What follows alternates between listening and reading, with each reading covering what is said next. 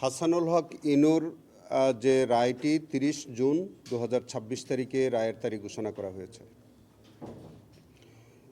হাসানুল হক ইনুর বিরুদ্ধে মূলত চার্জ হচ্ছে যে তিনি সুপিরিয়র রেসপন্সিবিলিটিতে তার যে দায়িত্ব ছিল, তিনি শেখ হাসিনার সাথে বৈঠক করা, বিভিন্ন পলিসির সিদ্ধান্ত দেওয়া এবং তাদের এই বিভিন্ন রকমের সিদ্ধান্তের প্রেক্ষিতে যে কুষ্টিয়া সহ সারা বাংলাদেশে অনেক হত্যাকাণ্ডের ঘটনা ঘটেছে, সেটার দায় তার উপরে বর্তায়।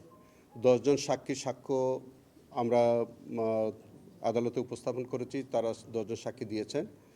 প্রত্যেকে হাসানুল হক ইনু সাহেবের যে সংশ্লিষ্টতা সাক্ষীরা তা প্রমাণ করেছে কোর্টে। উভয় পক্ষের আর্গুমেন্ট হয়েছে, এটি জাজমেন্টের জন্য অপেক্ষমান ছিল। আজকে সেটার তারিখ দিয়েছে আগামী 30 তারিখে, এই মাসের 30 তারিখে আশা করি আমরা রায় পাব। প্রত্যাশা কি আপনাদের? আমাদের প্রত্যাশা আইন অনুযায়ী তার যে অপরাধ, তিনি যে অপরাধ করেছেন সে অনুযায়ী তাতে সর্বোচ্চ শাস্তি হয়, সেটাই প্রত্যাশা করছি। কেসটি রায়ের জন্য অপেক্ষমান। আগামী 30 জুন 2026 তারিখে রায় হবে। 10 জন সাক্ষীর জবানবন্দি যারা হয়েছে, আমাদের উভয় পক্ষে সাম আপ হয়েছে কেস। এর বাইরে এখন কেসের মেরিট সম্পর্কে আর কোনো বক্তব্য আমরা আর বলতে চাই না।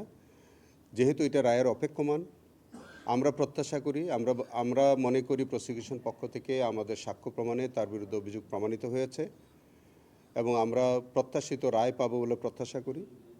আসামি পক্ষের বক্তব্য আমি এখন খণ্ডাবার কোনো সুযোগ নাই, এটা তাদেরকে আপনারা জিজ্ঞেস করতে পারেন। তবে আমরা মনে করি যে তার বিরুদ্ধে সাক্ষ্য প্রমাণে তার বিরুদ্ধে আনিত অভিযোগ যথাযথভাবে প্রমাণ করা সম্ভব হয়েছে এবং আমরা রায় প্রত্যাশা করি। আশা করি ইনশাল্লাহ আমরা আমাদের আইন অনুযায়ী প্রত্যাশিত রায় পাব। ধন্যবাদ। আপনি বলছিলেন মাহবুবুল আলম হানিফের যে রায়ের যেটা অপেক্ষায় আছে, মোটামুটি 30 জুনে মানে ভ্যাকেশনে যাওয়ার আগে সম্ভাবনা আছে পাওয়ার, সেই সম্ভাবনা কি এখনো আছে? না, এটা এখনও আমরা রায়ের তারিখ পাইনি, এই কারণে সম্ভবত আমাদের যে ট্রাইব্যুনাল 2তে বিচারাধীন আছে এটা বা রায়ের অপেক্ষমান আছে। যেহেতু একটা রায় 30 তারিখে হবে, সম্ভবত আরেকটা রায় হয়তো ওনারা প্রস্তুত করতে পারেন নাই বা পারবেন না, সেই কারণে হয়তো এখন পর্যন্ত দিচ্ছেন না। আমার ধারণা যে ওনারা যখন রায়ের জন্য